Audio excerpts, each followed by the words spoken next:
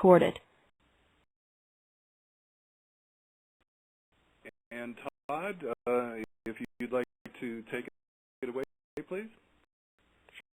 Sure. I'm Todd Rasmussen. I'm a professor of hydrology and water resources at the University of Georgia. And our speaker today is Mike Goulden.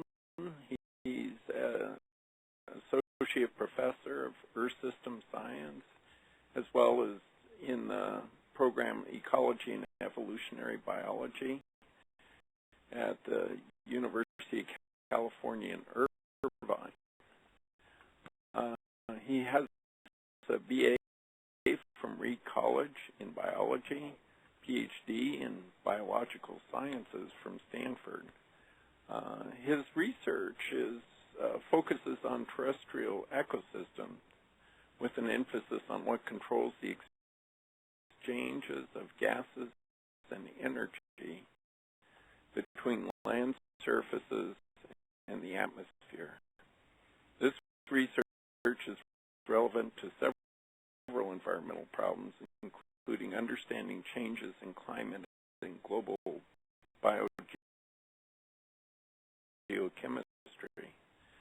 Our approach is, or their approach is interdisciplinary, borrowing techniques and ideas from a range of academic disciplines, including plant physiology, community and ecosystem ecology, hydrology, micrometeorology, environmental physics, and biogeochemistry.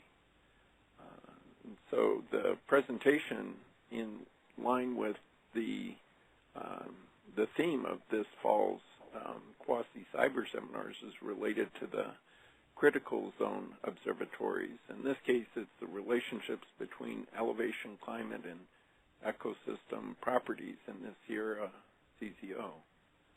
So, Mike, I'm glad to have you speak today. Sure, I'm happy to be here. I've never given a cyber seminar. I've never even seen a cyber seminar. So we'll have to see how this goes. I think I will try to take questions as we go along, especially if it just isn't clear what I'm talking about. And I see Teets with us, so there's another member of the Sierra CZO team out there. So he, at some point, may be able to answer some questions. So I'm kind of representing the Sierra Nevada CZO team, but I'm kind of mostly going to emphasize the research that I've worked on mostly, and the stuff that I know the most about. The Sierra CZO science team, Roger Bales is the PI. Probably most of you know Roger. Is organized around both science questions and sort of methodological issues. And over time, I think our science questions have probably morphed a little bit as we've started to understand what things are more important and what things are tractable. But I would, and I think it probably also depends who you talk to. But from my perspective, and at this point, I would say our science questions are what are the spatial and temporal patterns of water balance, biogeochemistry, plant production. Essentially, how do things change over time? How do things vary spatially with regards to hydrological balance, energy balance, energy budgets, biogeochemistry, carbon budgets. And then, we'd like to get at the mechanistic basis of those. So what are the physical, what are the chemical, what are the biological mechanisms that control these patterns? And then the sort of, ultimate long-range question would be something like, how might climate change affect all of these things? How might climate change affect the land surface energy budget, energy balance, water balance, carbon balance? And one of the things that I actually really like about this CZO is it's got a foot in both the sort of fundamental science question camp and in the methodological needs. And so, I don't think that Roger sees the CZO as just a bunch of sort of gadget guys, but I think that he also, and I think we also feel that if you really want to do cutting-edge science, you kind of have to have those really good, big science questions. But you also have to sort of be moving things forward methodologically, because in many cases we simply don't have the techniques to address these questions yet. And so there's been an emphasis within the Sierra CZO on developing approaches to sample spatial temporal heterogeneity, especially spatial heterogeneity. It's a big problem out there. It's not the easiest place to work, so we've had to work on methods that hold up to the harsh conditions. I'll give you an example of that in a bit. And one of the sort of philosophical things that the team has taken on is trying to measure the same thing several ways. We've had, our share of sort of good-natured disagreements within the science team. One group thinks things work one way, the other group thinks things work the other way. And I think really the way forward is to actually have multiple groups measuring essentially the same thing in several different ways, and then trying to close budgets and trying to sort of reconcile these differences in measurement. And then, finally, and this is something that again, I think is sort of a core feature of the CZO, is an experimental design that really truly addresses climate, a design that really can let us say something about potential effects of climate change. Certainly a unifying theme within the Sierra CZO has been water balance. And, this would be an example of where you would try to close a budget, where you might be in a position to measure the same thing or calculate the same thing in 2 or 3 different ways and try and reconcile all of those various component measurements. And then over on the right-hand side here, this is a list of kind of the PIs, I think, that the CZO started with. Roger, of course, is the lead PI. But one of the things I like about this list is it's pretty diverse. You have myself. I'm really essentially a pure biologist is where I started. But then you have people more physically oriented, geologically oriented, and so what I would say is that sort of you could take this entire team, and each of the people in this team are sort of working on or contributing in one way or another to some of the components of the water balance, but it isn't the only thing that they're working on. They're working on other things as well. Okay, so with regards to sort of the overall experimental design, the last sort of methodological bullet that I had there was having a design that sort of speaks to climate change. The approach that we've sort of gravitated towards has been observations along the natural climate gradient. So the bottom image here is a false color Landsat. Things that show up in this sort of bright green, in fact, are denser vegetation. This is, I think this is Fresno down here.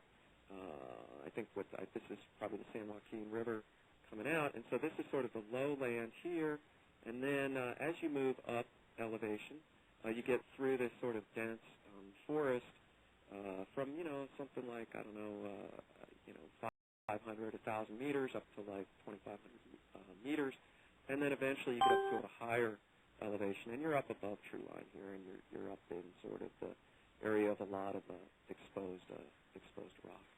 And so the experimental design that we've come up with then is a transect of sites along this altitudinal elevation, but also climate gradient. And so most of what I'll focus on today are results from this transect of 4 eddy covariance towers that are, essentially at, 800-meter altitude intervals as you move up the mountain. So, why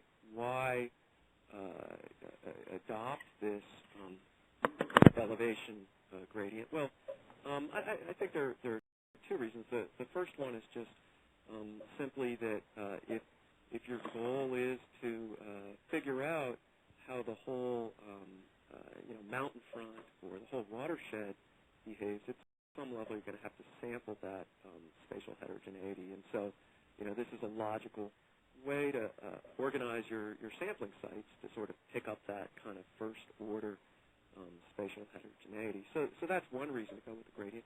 But another reason to go with gradient is because it really does actually start to get at climate questions. And so, this is an elevation gradient, but it's also a climate gradient. And so the upper left-hand panel shows how the precipitation changes as you move upslope. Relatively dry down in the Central Valley. Precipitation increases up to, something like 800, 700 meters. And then it's about to plateau. Not really very well known what happens up above this point. Not a whole lot of data. And then if you look at temperature, it's actually interesting. Temperature actually probably peaks a little bit off the valley floor, probably because of cold air drainage at night. You get a little bit of a sort of a thermal belt on some of the lower hills, and then you just enter the kind of main atmospheric lapse, and it just gets progressively colder and colder and colder as you move upslope. So that's kind of the broad climate gradient. It's actually a very nice climate gradient for looking at questions related to climate change, because if you look up at this area, up above something like 700 meters, there really isn't that much of a difference in precipitation, but there's quite a large difference in temperature as you go up. So as sort of climate gradients go, it's actually a relatively clean one with regards to looking at the relationship between temperature and land surface properties. And then the sort of as you push forward on a climate gradient approach like this, you can sort of say, well, geez, let's say that we get like 3 degrees of climate warming. What is that going to do to the system? Well, in effect, the 3-degree warming will sort of shift the climate upslope something like 500 meters. And so, if you sort of think about it in that way, you could end up with a situation where the climate that, maybe currently occurs at 1,500 meters, in 100 years from now, that climate may, in effect, occur at 2,000 meters. And then sort of the functioning, the properties of the land surface that you have at 1,500 meters today, well, you can sort of say, well, if everything's fully equilibrated and temperature is what's controlling those land surface properties, then those land surface properties are probably also going to move up 500 meters. So it lets you start to address some of these climate change questions. So let's now talk a little bit about what I would call sort of the conventional wisdom about how Sierra and montane forest works. I would sort of call this, the section on what we know and what we think we know. And when we started working on this CZO, I went and did my due diligence and read up on the literature, and it really sort of I was surprised at the lack of observations, of sort of ecosystem direct observations for how these systems actually work. But there is some literature on it, and so you sort of start from the fact that we have a Mediterranean climate in California, and Mediterranean climate means that it's predictably dry in summer. It just really from like May or June up through like October, it just really doesn't rain. And so predictable, long, pretty severe summer drought. We will get rain in the winter. That's our rainy season. It's quite variable from year to year. So it's a seasonally droughted climate. What its saving grace down in the lower elevations is that it's not very cold in the winter. And so at lower elevations, the growing season tends to be focused in late winter or spring. But if you go up in elevation and it gets progressively colder, you in principle start to lose that nice mild winter, and so you get into a situation where it becomes cold in the winter and extremely dry in the summer, and that's the climate that the montane forest in the Sierras experience. So if you look at what the sort of early literature thought or concluded was going on physiologically to these forests, it essentially says that these forests probably have a very short active growing season. And it's a short active growing season because the winter, at least initially, thought to be too cold for photosynthesis. And then you do, in the spring, you get warming, you start to have an active growing season. But then pretty soon come under severe drought stress, no rain, and so that'll shut things down on the back end. And then as if that wasn't bad enough, about the time you finally start to get moisture coming into the system again, it gets cold. So that was, kind of where we started. We was actually expecting a relatively short growing season that would be focused probably in late spring and early summer. A second kind of component of sort of the conventional wisdom is that the relative limitations imposed by water and temperature or energy would be expected to differ as you move up slope, as you move into a different climate. So you go up slope, it gets colder, and so it would be thought that limitation, that cold limitation, the period of the year when it may freeze, would increase as you go up slope. And so you would expect greater sort of energy limitation or greater cold limitation progressively higher up on the mountain. But the good news is, as you go up slope, you also would expect to have a shorter drought. And you're going to have a shorter drought for a couple of reasons. One is you start to actually pick up more rain at the beginning and the end of the wet season. Some of those marginal storms will dump more precipitation up high. And also, eventually, you'll start to get a wetter system simply because you have snow. The snow sticks around longer. So, again, the conventional wisdom was that the relative importance of drought, relative importance of freezing, probably differ as you move up slope. This bottom panel tries to sort of summarize that. The red is the length of the drought going up slope, and so the length of the drought is effectively decreasing. The blue is the length of the period when you would expect to have freezing, and so that increases as you go up slope. And then the green is what's left after you subtract out from 365 days what you lose from the drought, what you lose from freezing. So that would be the growing season. There's one more sort of implication of this way of thinking about things, and I think it's a pretty interesting one, and this is one that's actually pretty well established in the hydrological literature. First off, warming would be expected to have a big effect on the timing. It'll have a big effect on the timing of snowmelt, but you would also expect that it would have a big effect on the timing of plant activity. Okay? But the effect of summer drought and the effect of winter cold potentially offset each other. So, as you go up slope, winter cold is becoming progressively more of a limitation, but summer drought is probably becoming progressively less of a limitation. And so because they're going in opposite directions, they partially offset each other. And so you would expect that you're not necessarily really going to see that big of a difference in growing season length as you go up slope. What you are going to see, so if this bottom right-hand panel shows you some sort of metric of vegetation activity, what you are going to see is you're going to see differences in the timing. But, you know, if you have, say, if you're down lower, you have a warmer climate, that's going to allow the plants to get started earlier. But if they start earlier, they're just going to run out of water sooner.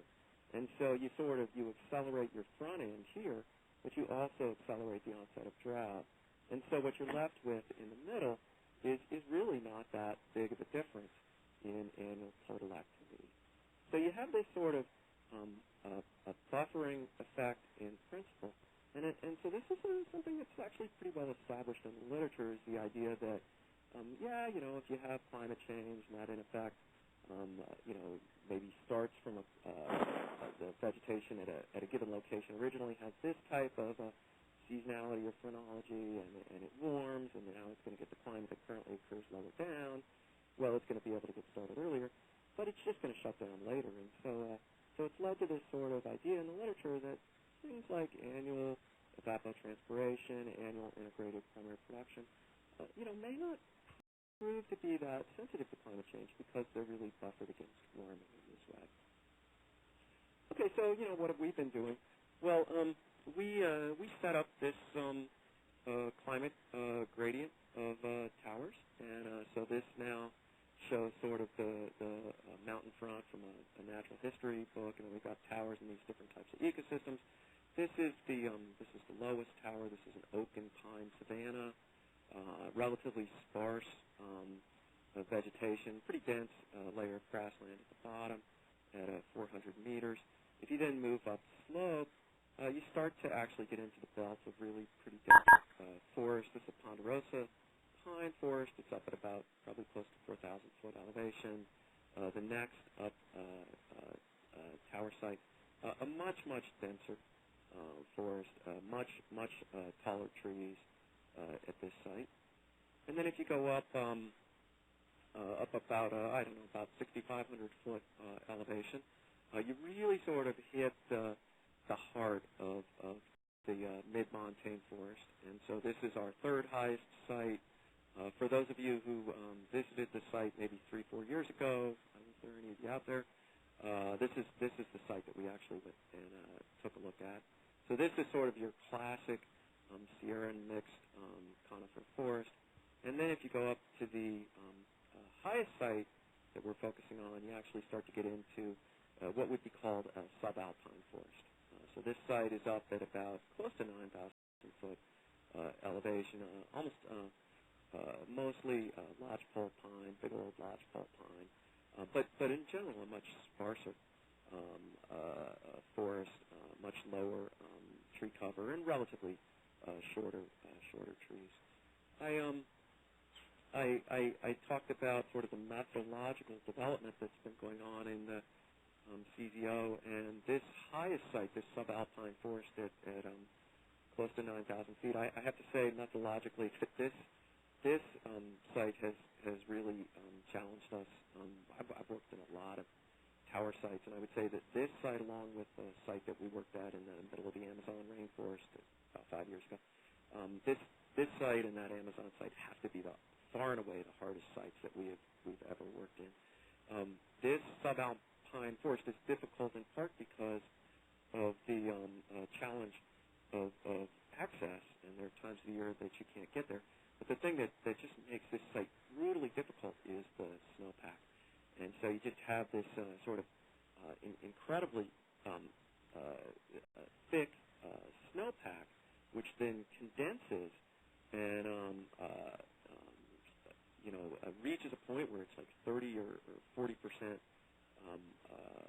water by volume. So it's an incredibly heavy snowpack where you'll have like a meter of liquid water. That's all sort of consolidated, and what's happened at this site time and time again is all of the weight of that snow then just essentially weighs down the guy wires, and the guy wires are holding up the flux tower. And I wouldn't have believed this. In fact, someone told me this was going to happen. I didn't believe the guy. But what happens then is the weight, just tons and tons of water weighing down on these guy wires, and it, in effect, just starts to shear the tower apart. So it's just pulling on the tower, breaking it apart. And at this point, the tower is now still standing, but in effect has been so morphed and torqued around that we can't. Usually, we can lower them. We can't lower them, so we're just essentially waiting for this tower to fall down in a windstorm. So very difficult, challenging place to work. So what are we learning?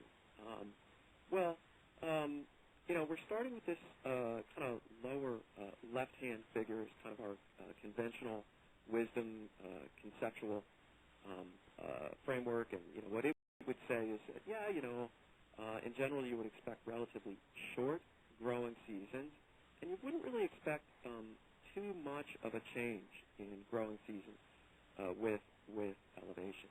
And this is one of those things where when you go out there and you start walking around and thinking, you pretty quickly start to wonder whether the conventional wisdom is right. And you start to wonder whether it's right for two reasons. One is the conventional wisdom is saying, especially at mid-elevation, that this is not a very favorable place for plants to grow. It's saying that they should have a relatively short growing season, constrained on both ends by the climate.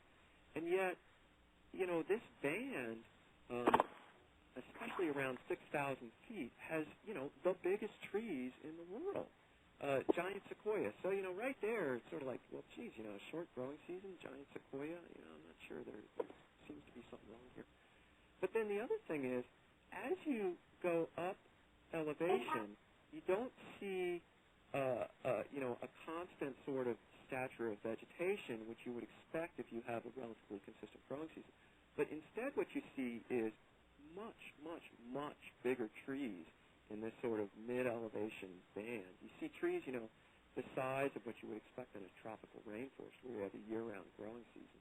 And then finally when you go up higher, you start to see a reduction in things like tree height. And then this is the gross primary production. This is a measure of the annual rates of photosynthesis. And again, you just don't see this sort of consistent thing, but instead you see a peak at mid-elevation. And the other thing you see is you see really pretty darn high rates of gross primary production.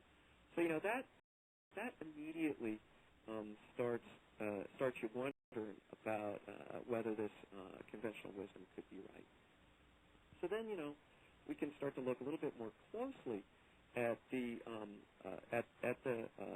flux tower results. And this right-hand plot here shows for the 4 sites. So the red site is the lowest site, the blue site is the highest site, and the green and the yellow sites are the intermediate sites. This plot shows the over, I think, about a year and almost 2 years of time, the rates of gross CO2 uptake. So this is the photosynthetic daily integrated photosynthetic rate for these 4 different sites. And so what you see is down at the lowest site, okay, this is the sort of that savanna, oak savanna. You see this kind of growing season that you would expect. Okay, it's showing not a lot going on here in winter, and then a peak growing season late in the spring, around about May, towards the end of the wet season, and then it doesn't go totally dormant, but shuts down in the summer drought, and then that cycle repeats itself. Okay, and then up high at this highest site, the subalpine forest, again you see a pretty distinct seasonality, and again it's one that you might expect up high. That's where you expected to see sort of a cold limited system. So that site is completely shut down here in the winter. And then it's actively doing photosynthesis here in the summer, and then it shuts down again in the winter, and then another growing season. So, those sites, the highest and the lowest sites, kind of match roughly what you would think. But these mid-sites, they're not doing what you would expect. So if you go to this high site at 6,600 feet, the green one, well, you're seeing essentially a year-round growing season. So it has especially high rates of CO2 uptake in the summer. But all during the winter, you're again seeing relatively high rates of CO2 uptake. And part of this reduction is simply because you have less light and you have shorter days. And then summer, again, it picks up. You're also not really seeing a big reduction late in the summer drought. You're not seeing much shutdown associated with this drought. And you're seeing roughly the same thing at this lower forest site, this site at about 4,000 feet. So that looks, really quite different from sort of what the conventional wisdom. The conventional wisdom is that we would expect something like this, okay, with a relatively brief growing season, limited by cold on the front end and limited by drought on the back end. This is what we sort of expected to see. But that's not what we saw. We saw, essentially photosynthesis continuing throughout the winter, continuing throughout the summer, only, maybe a modest drought shutdown towards the latter stages of the drought, and then repeated year after year. So, at one level, this makes sense because this explains why you have such big trees there. If you're going to have big trees, you really have to have a long growing season. You have to have a lot of primary production. So this is consistent with the, indisputable observation that we've got big trees there. But it is a little surprising that these forests escape shutdown associated with the winter cold, and a little surprising that they escape shutdown associated with the summer drought. So what's going on there? This plot shows sort of the cumulative water balance in that sort of range around 6,000 feet, and so here this is either snow or cumulative water input. And so what you see is this is the wet season here, dry season here, okay, and then the snow melts out. So this point here is the end of the water input to that forest, and so there's no additional water input to that forest. And then this purple line here down at the bottom, this is the cumulative evapotranspiration by that site at 6,000 feet. And so what you see is, you get to here, this looks like it's probably around about early June, the snow is all melted, and there's no more water coming into the system now for, whatever it is, like 4 or 5 months here. And yet, during this time, you're seeing evaporation take place the whole time, and you can then accumulate that, and you see you're losing something like 45 or 50 centimeters of water evaporating out of this forest at a time when no additional water is coming in. And so what that tells you is that these forests have to be extremely deeply rooted, because this is relatively coarse soil. It simply cannot hold that much water. And so if you figure, well, the soil can only hold, 10% water volumetrically or something like that, and yet you know that these forests are evaporating 45 or 50 centimeters of water during a time period with no rain, that tells you that these roots have to be going down something like 5 meters. So that's how the plants are avoiding this summer drought is with extremely deep roots. Conceptually, probably looks something like this, and then you have this sort of coarse material which acts as this water reservoir that the plants are able to tap into over the course of the summer, avoid summer drought.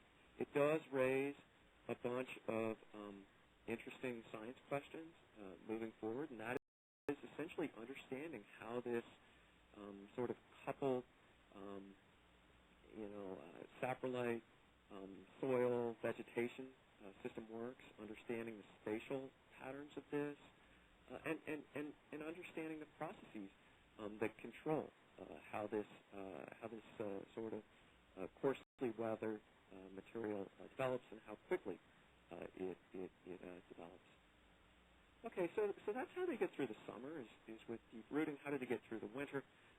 This plot is what a plant physiologist would think of as a temperature response curve.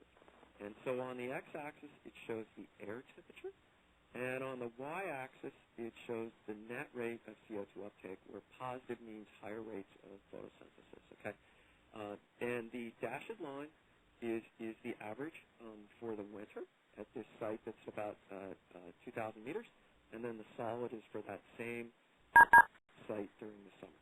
Okay, so what this is showing is at say 5 degrees C air temperature, you have very, very high rates of CO2 uptake. And as it gets colder, you still have relatively high rates of CO2 uptake by this forest, even going down to an air temperature of about 0 degrees, you still have relatively high rates of photosynthesis.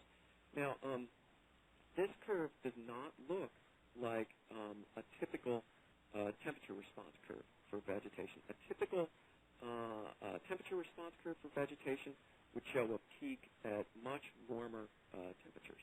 It would peak out here at, 15, 20, 25 degrees. Uh-oh, what happened?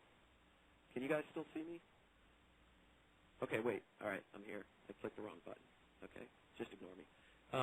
So a typical response curve would show a peak out here.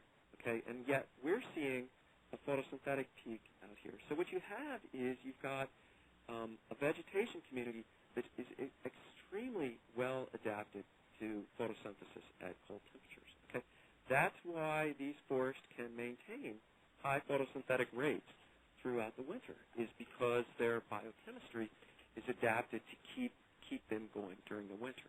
Okay, so this is where we started out. Okay, we started out with this sort of conceptual idea for how these forests work and how they might vary with altitude. But in fact, we see something much more like this.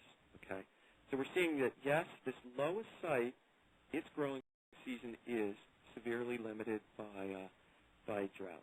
Okay, but that's not a straight line. That drought limitation is not a straight line like this.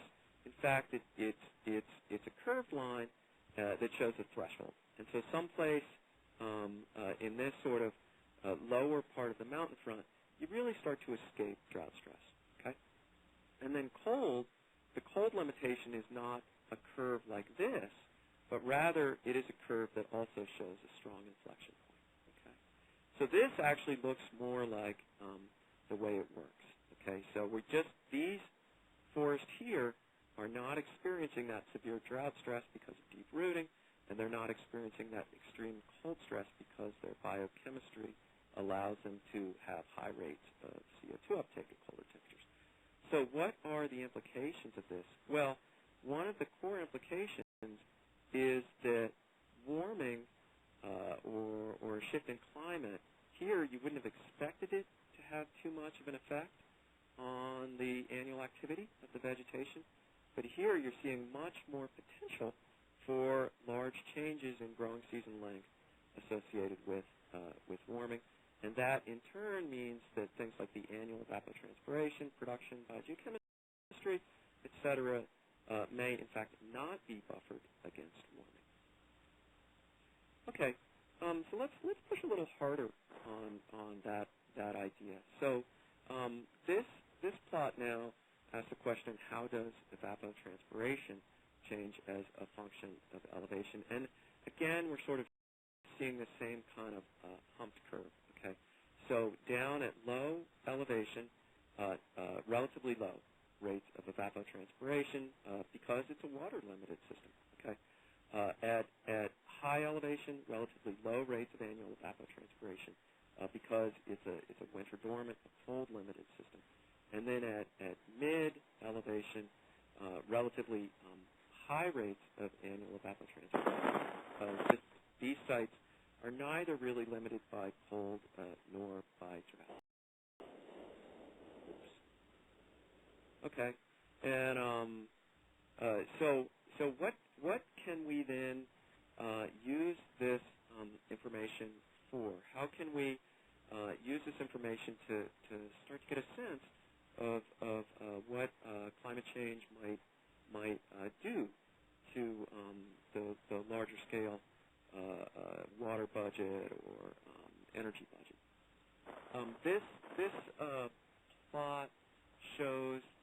You know what? I think I gotta go pick this thing up. Go forward. Okay. This plot shows the entire Kings River watershed.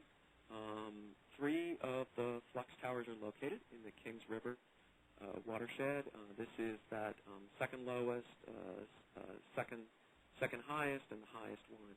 And then the other towers located out of the watershed. The watershed, the Kings River drains into Pine Flat Reservoir here, and so this is sort of our at one level, or sort of our study system.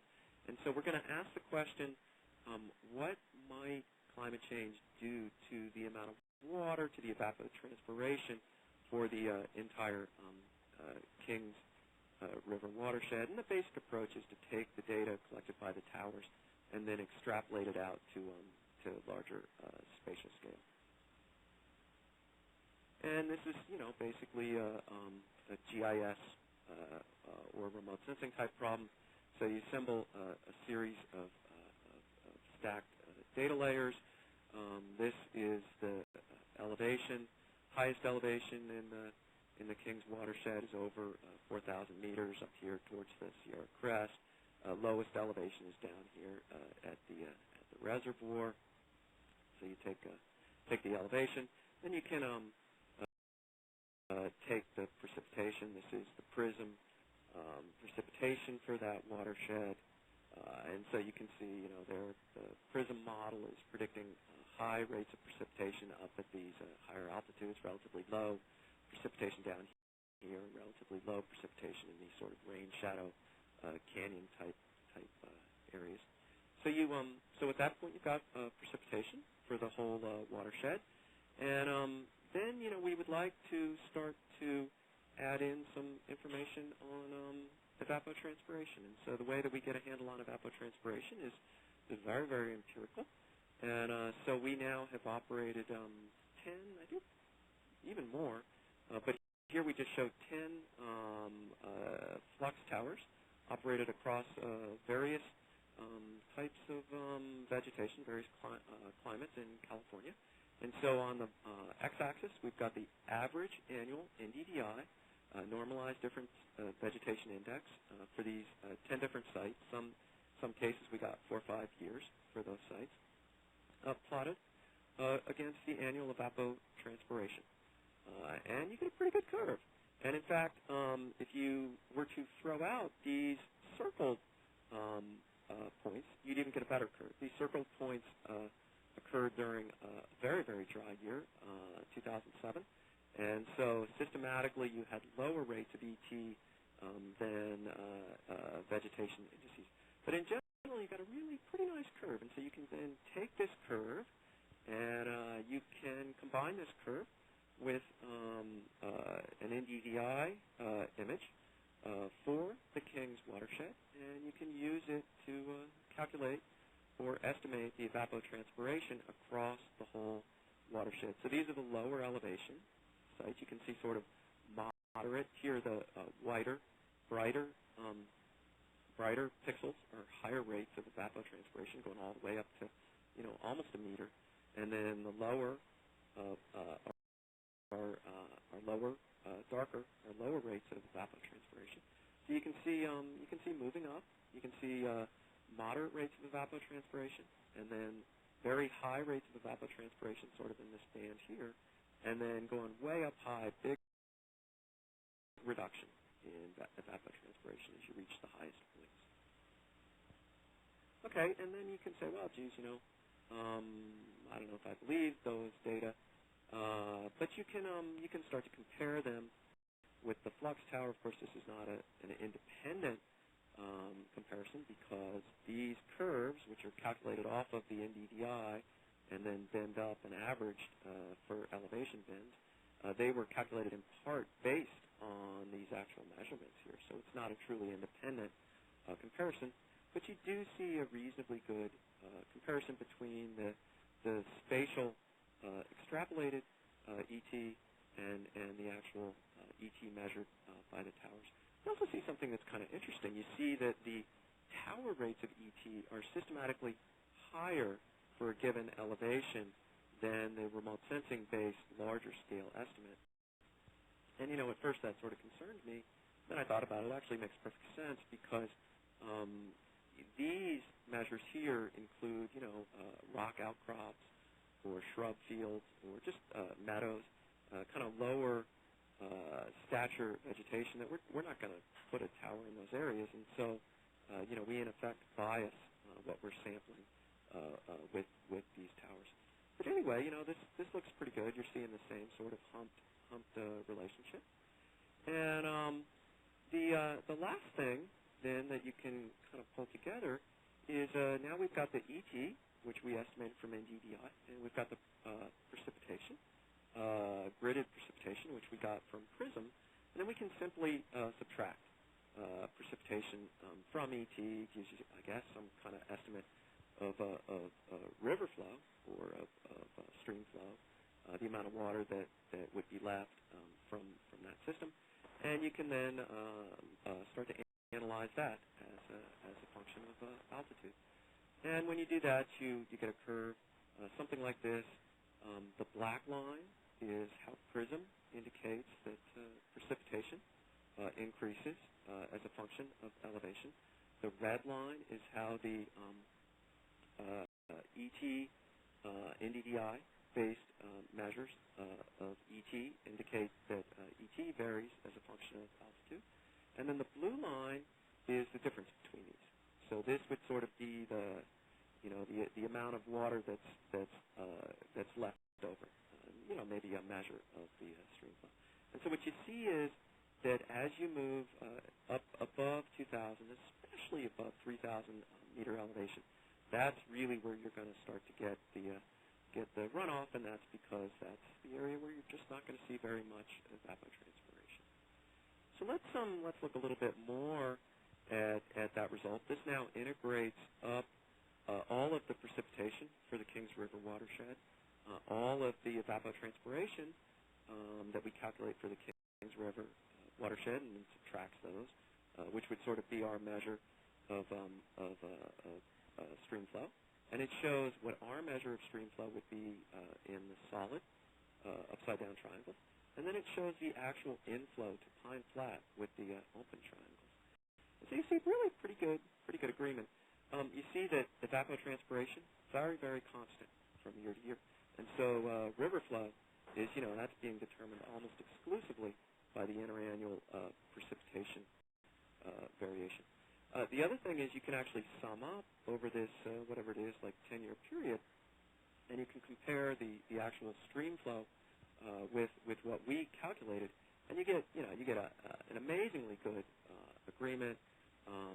500 to 510 versus 506. Obviously a level of agreement like that is mostly fortuitous, but looks pretty good. You can also start to look a little bit more closely at these patterns of ET and precipitation, and the difference between ET and precipitation is a function of elevation. And you can look at them as the contribution of each elevation band to what happens at the whole mountain. And so these numbers over the entire mountain front should sum up to 1. Okay, so this would say 12%. Okay, 12% of the stream flow is coming from this elevation band, and 12% is coming from this elevation band. And what you see when you do something like this is kind of interesting. You see that these areas in black, that's where the rain is falling. Okay, so the rain or the snow is falling in this area. This is where the land surface is. But here, this is potentially where the water is coming from. So this is telling you that these upper parts of the watershed are just disproportionately important for generating runoff. Okay, so finally, let's start to close this out. Let's talk about what might happen with climate change. So what might happen with climate change? So I actually tend to think about these things in a sort of a simple-minded way. So this curve, this blue curve here, which then jumps on to the black curve here, this is the current evapotranspiration as a function of altitude based on the remote sensing images. Okay, let's say that we have climate change and it warms things up, and it effectively shifts the climate upslope by 200 meters. Well, if I had to guess, what I think will probably happen is that the rates of ET down here, they just won't change, because this is water-limited ET. And if you just warm things up, yeah, you might cause it to evaporate earlier, but you're probably not going to change the total amount of evaporation here. Okay. But if you move up above this sort of peak, I think that's where you start to get initially just moderate cold limitation, but more and more progressively severe cold limitation as you move up higher. So I think if you move up above this peak, what's probably going to happen is you would effectively move upslope these rates of evapotranspiration. So, I would say if we have, this is our current ET curve, if we have modest climate change and in effect the ecosystems redistribute upslope, you might have an ET curve that looks something like this. We have really, really, really severe climate change and really rapid upslope migration of the vegetation, of the ecological communities, of the ecosystem function. Then you might wind up with something like this blue curve here. So sort of to first order, that would be my guess for what would happen. Okay. So let's now take that and say, geez, what would something like that do to the overall evapotranspiration across the whole watershed? What it does is it markedly increases the overall evapotranspiration, and it's doing it because as you sort of move this ET up, you're moving high rates of ET into areas that currently have relatively low rates of ET. Okay? So if you move that up,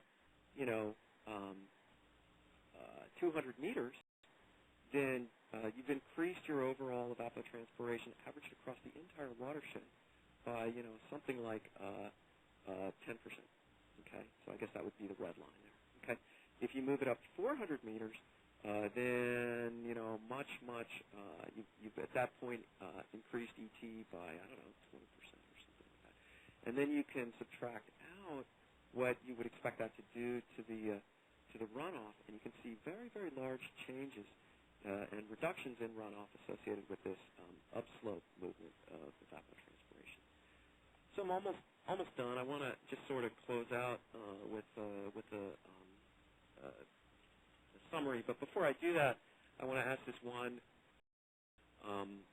last kind of rhetorical question, and that question is, what are we talking about? What we're talking about here is a rapid upslope kind of redistribution of the vegetation and of the ecosystem function. You could ask the question, geez, is that likely to happen?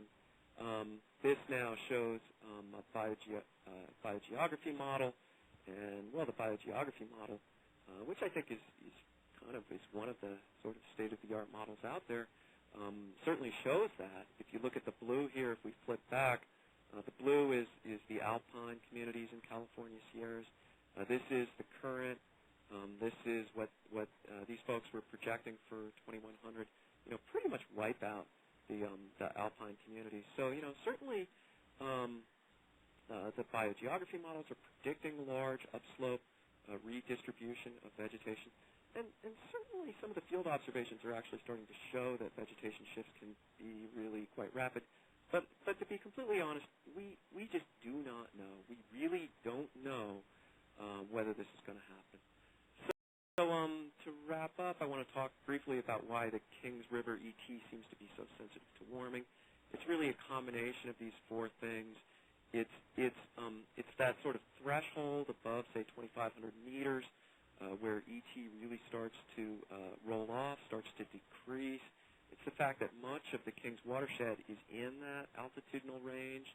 I didn't talk much about this, but the lapse is relatively shallow in this area. It's something like 200 meters per degree. That means if you warm things up by 3 degrees, that could potentially translate into something like a 600-meter altitude move upslope. And then it simply is just the importance of evapotranspiration for the overall water budget, which effectively amplifies things. But to wrap up, are these changes likely? The honest truth is we don't have a clue. We do not know how rapidly vegetation, ecosystem function can move upslope. We just don't know, and we don't know how soil conditions up higher are going to potentially limit those upslope possible movement. So that's pretty much where things are, and I guess I kind of talked a little bit long, but I'd be happy to take any questions.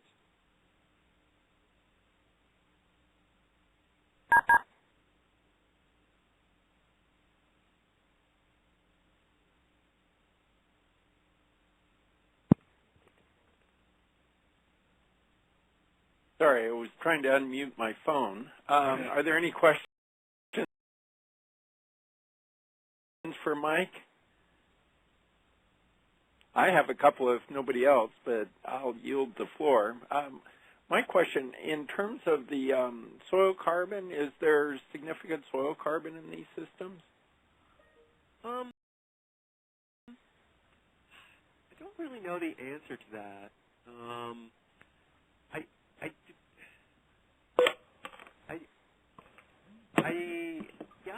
I don't actually know. People have looked at soil carbon turnover rates, and I know that up high decomposition is pretty slow. Turnover rates are pretty slow. So up high, I think there probably are pretty appreciable stocks of soil carbon. Maybe less so down low. If I had to guess where the really important carbon stocks are, I'd probably say it's mostly in the wood, and I'd probably say there's probably appreciable carbon stocks associated with coarse woody debris, dead trunks and things like that accumulate between fires. Yeah, I was just thinking that maybe the nutrients associated with that pool might be limiting in some sense, the soil nutrients and recycling rates. I don't know how much nutrients. We've talked a lot about this within the CZO. I don't know. The biogen chemists definitely feel that nitrogen is limiting. There is appreciable nitrogen deposition in the area coming up out of the Central Valley. Some of the folks in the CZO have found high concentrations of nitrogen in the soil in the soil solution, but we haven't actually done fertilization or things like that. So I don't think we really know for sure. I don't think we've really nailed down the nutrient story yet. And the other question, you mentioned fire. Just one of the ways you can release nutrients to the vegetation community is through a fire system. Is that a dominant process or minor process there? Or? I think that's probably really important. You get a pretty thick forest floor. You get a lot of coarse woody debris, and when it comes, the natural fire up at these higher sites, the natural fire regime would be kind of slower ground fires, and that ought to burn over all of that organic material and release the nutrients. So I suspect that's really important. And forest management, is this all national forest, national park, or? Yeah, it's pretty much all national forest, and it is actively managed. And in fact, that 6,000-foot site is part of an experiment Carolyn Hunsaker is running, and so it's very actively managed. And so we're constantly, for better or worse, dealing with the possibility of controlled burns and things like that. Thus far, all of those sites, all of the data that I showed, I would sort of characterize those as managed forests that haven't been directly managed during the duration of the measurements. I think that's probably going to change in the next couple of years, and some of these sites are actually going to see controlled burns. Other questions? I'll keep asking questions if nobody else does here, but I want to give other people a chance. Over in Arizona, one of the options to increase water yields off a watershed is selective harvesting. Peter Foley at the University of Arizona in Tucson had looked at different kinds of shoulder belt cuts in terms of letting snow accumulate deeper away from the understory. Is there any thought of sort of the interactions with forest openings and snow accumulation? I think that's a really interesting set of questions. We're not actively going after that in the CZO, although we may inadvertently, in the sense that again some of these sites are being managed. But you can certainly imagine a very cool experiment combining these flux towers with that sort of purposeful management intended to increase the water yield. It would certainly be a really nice controlled experiment to have a couple of these towers, one of them going in a kind of control forest, and then another one going in a site that's going to get thinned with the idea of decreasing evapotranspiration. That'd be definitely some nice science. If I had to guess, I've worked on recovery from disturbance with these towers. If I had to guess, I'd be a little surprised if management had a huge lasting effect on ET, because in my experience, what happens is if you have some kind of disturbance, pretty quickly you get this proliferation of weeds and shrubs and stuff resprouting, and so if you don't suppress that vegetation, pretty quickly you're going to get a reestablishment of leaf area, and you're going to start to see that evapotranspiration come back up pretty quickly. But yeah, that would be some interesting science. And the other image you showed was the evapotranspiration over the area, and looked like the lake had very low evapotranspiration. Is that? Oh, it just doesn't. Yeah, it's not going to work there because it's just an empirical. That's not a physical evapotranspiration prediction. That is just a regression between NDVI and ET, and that regression works pretty well where transpiration is the player, the dominant player, but it's not going to work above a lake where it's surface evaporation. A lake's going to have a low NDVI, and so this sort of empirical fit, it doesn't know that it's a lake. It's just going to say, geez, there's not a lot of vegetation there, so there's not a lot of transpiration, so there's probably not a lot of evapotranspiration. I mean, at higher elevation, those high elevation lakes, is there significant loss there, do you think, or is that just not a foothold?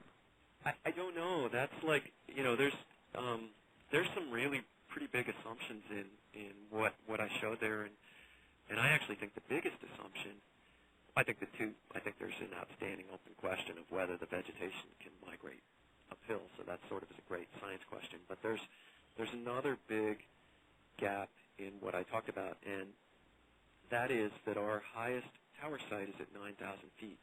And, everything that we've got is indicating that a lot of really important stuff is going on above 9,000 feet.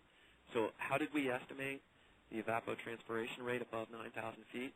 Well, we took evapotranspiration measurements from the desert, which has a low NDVI and a low ET, and we just extrapolate them up to 11,000 foot elevation. So that's really not an acceptable approach.